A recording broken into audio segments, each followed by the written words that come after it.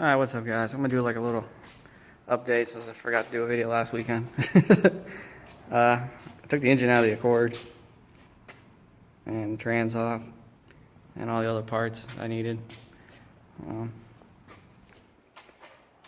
Got the shift linkage out.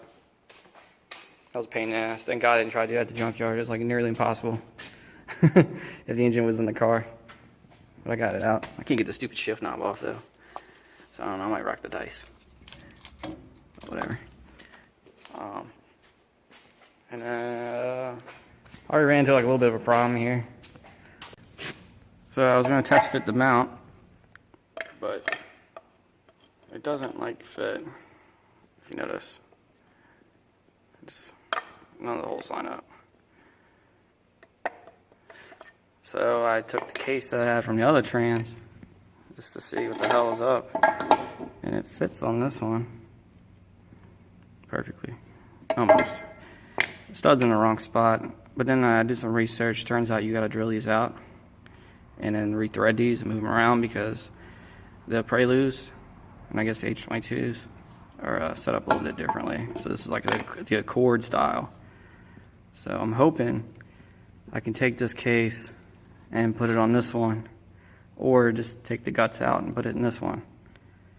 If not, I'm kind of screwed. It turns out 1990 was when they did it like this, and then I think or 1990 to 91. 92 is when they started doing the same cases for all the cars, just moving the studs around. So it looks about the same, other than it just has this little extra little antler on it. So I don't know, I'm hoping I can just take this one apart. I mean, I was planning on taking it apart anyways, cleaning it up and inspecting it, but whatever. And I got a bunch of parts everywhere.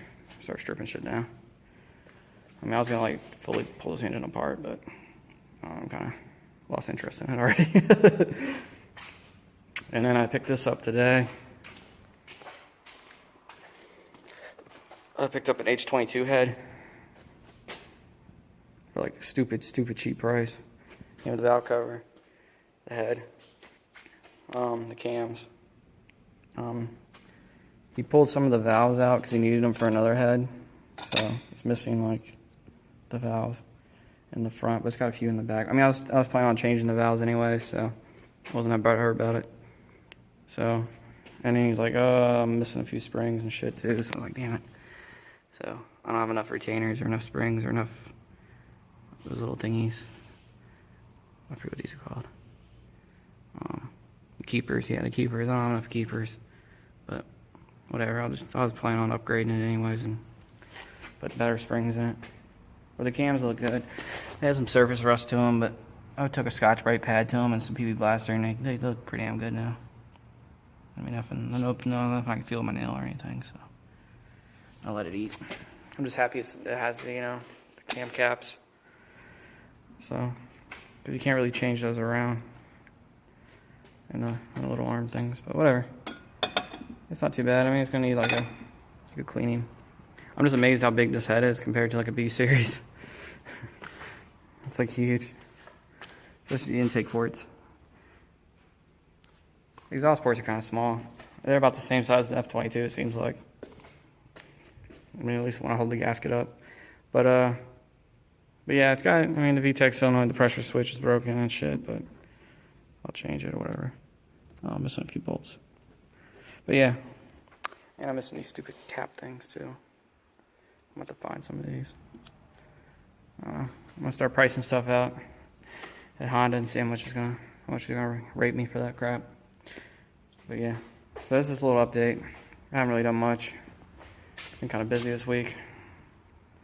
So I'm gonna clean this trans up and hopefully everything fits. That's kind of the only issue I've ran into so far.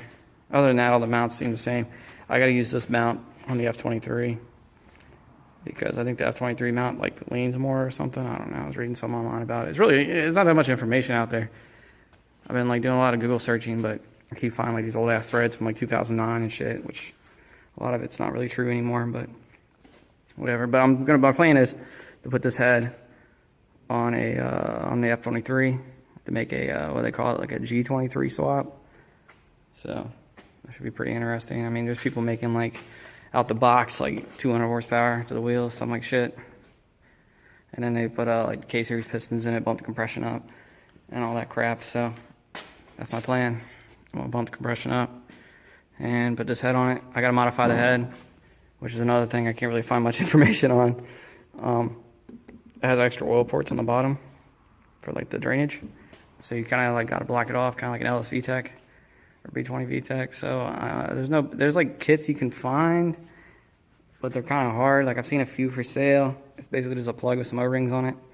So I might just do I'm just gonna kind of do it like an LSV, where I'm just gonna tap it and see if I can find some plugs that fit in it, or like I don't know, bolts maybe, like Allen key bolts. I don't know. It's got to be like up higher so it doesn't hit the head gasket and it doesn't leak oil everywhere. And another thing on head gaskets, I don't know which one to use. I'm thinking I gotta use an F23 head gasket because I think the H22s might be a little bit different, like for the piston size, but they might be the same. I don't remember. So there's a few things I gotta figure out.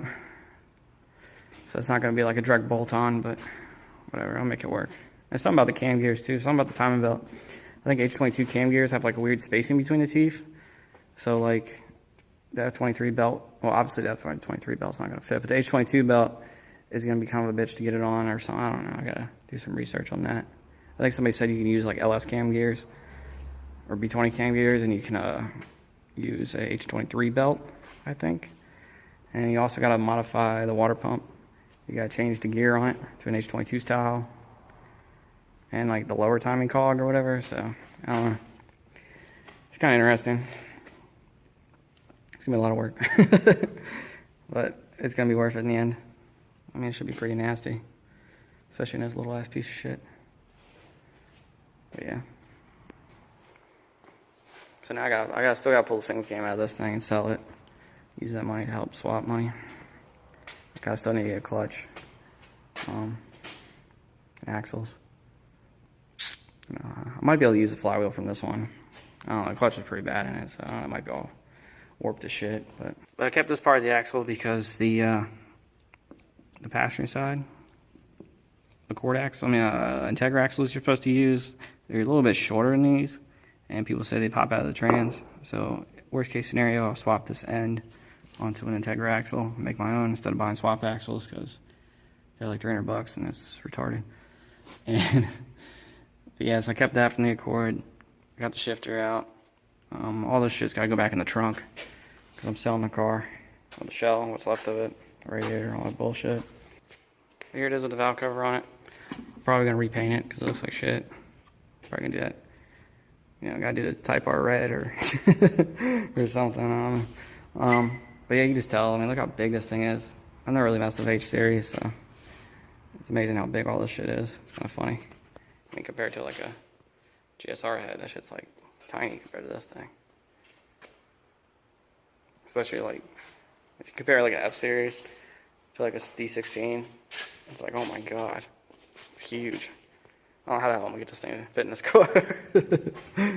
But I mean, I'm kind of happy I didn't weld the core support in yet, because I can just take the core support off and then just kind of push it in from the bottom, you know, with the cherry picker. So that should make it a lot easier. I'll just pull the whole front of the car off so I can get it in. Because coming out of the Accord was a pain in the ass, because it like is designed to come out the bottom. It's kind of like a bitch to get out the top. I mean, it barely fits between the frame rails because it kind of hangs down low, like underneath the frame rails, because how wide it is. But yeah, it's gonna be a tight fit.